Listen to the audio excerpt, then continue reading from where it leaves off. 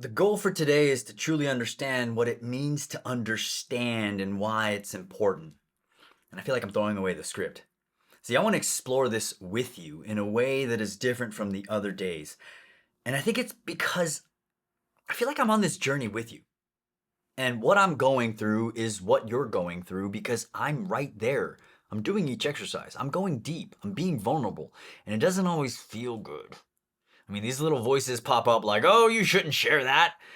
And then I read the crazy shit that you're writing. I'm like, okay, I'm not that bad.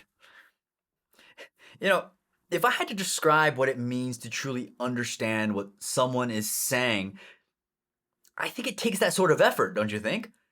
See, I know a lot of people that have a Zettelkasten type of archive with a collection of thousands of notes, but I never see them excited about it. Excited about having this communication partner, this offloaded intellectual autobiography. And I wonder why that is, because not including myself, everyone that I walk through this with seems to not be able to stop talking about it and go, well, what's the difference? And I think to myself, maybe it's because for them it's not experienced, because it's outside of them. Because if this week has taught me anything, it's that being vulnerable is not something you want to feel every waking moment. It's tough. And I feel like that's why I've been so drained lately, because each day I'm doing just that. And so are you. So, if I have notes that aren't deeply personal, but rather just information, then of course, they wouldn't get what we're getting out of this. And I can't explain that to them because I could paint the most beautiful picture of the summit. You get it. So, what does this have to do with anything? Let's think about this, okay? I know you haven't experienced what all of this is yet, but you've been given pieces of the puzzle.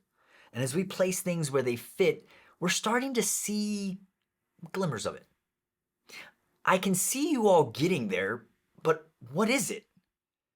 And let me see if I can explain it now. And by the way, I recommend watching back again later as more of the pieces start falling into place. So in the capture phase of fleeting notes, what we're doing is we're intentionally reading with focused concentration, because what we're doing is not reading anymore. We're thinking about how this can add to a conversation that is already taking place in the Zettelkasten. And so when something stands out and becomes highlighted to us, we have a split second to capture that, because it is a fast-moving thought that maybe perhaps kind of relates to what we already know. It's a flickering curiosity. It's an intriguing thought. It's a glimmer of hope. We quickly capture that, along with a way to go back to the source, which we place in the reference notes. And then we stop. We go back to what we're reading, what we're watching, what we're listening to, because now we're even more excited to find out if this thing we're consuming will have more to give us. And that's it. So we have this safely stored in a place that does not overwhelm us.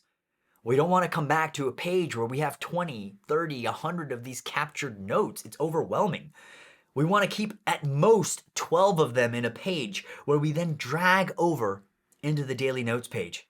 And that's where we begin the processing. But here's the thing. We only do that when we want to. And I'm going to say that again. Only when we want to. It's just like what Lumen did. When he didn't want to do something, he'd go off and do something else. Why do you think that is? Because maybe he knew what we know, that if we are forced to do something, we may not get as much out of it compared to when we are inspired to get some work done. I call them jobs. Let me get a quick job done. So going back to my own Zettelkasten, I'll bring over the job I want to get done into the daily notes page. With a current timestamp, of course, and that's when I start. I look at the source material, read the paragraph above and below. I watch back a minute before and after the video clip, or I listen to the source before and after the point where I captured. That reminds me of what captured my eye, and then I look back at my fleeting notes that I captured. And I use each of the blocks as starting points. This is where I just go to town, like going down the rabbit hole of what that top level block means to me. If I get lost, I go to the next block, and I do this until I've reached that place where only I know that I've got it. Yeah, try teaching that. I quickly summarize Once I'm done with that, on the block that has the fleeting notes tag, and this is critically important, always summarize on the block with the tag. And then I look at the source material once more and write out what the author is saying in my own words. This is the literature notes phase. Now, this is the easiest part if you did the fleeting notes thoroughly. Hear me out. Now, this is not theoretical. You are inspired by what someone said or wrote, okay? You think and write about why it captured your attention. And now, with that information flowing from the bottom up, you can clearly explain what it was that the author said that made you stop and capture. See, if you did it the other way around, you'd only summarize like a book report, very shallow and separated from the most important part of a Zettelkasten, you. And because you're not limited to the index card, you can write multiple blocks of what you understand the author is saying in your own words. Just like the fleeting notes, summarize on the block with the literature notes tag. Again, this is very important for later. And then you're done. You're ready for the permanent notes, which you'll probably already want to do, but I'm going to make you wait. Because hey, we can all see how you got to that crystallized thought in the work you've done. For now, let's see how well you understand what I'm saying by writing it in your own words in the guided writing exercise.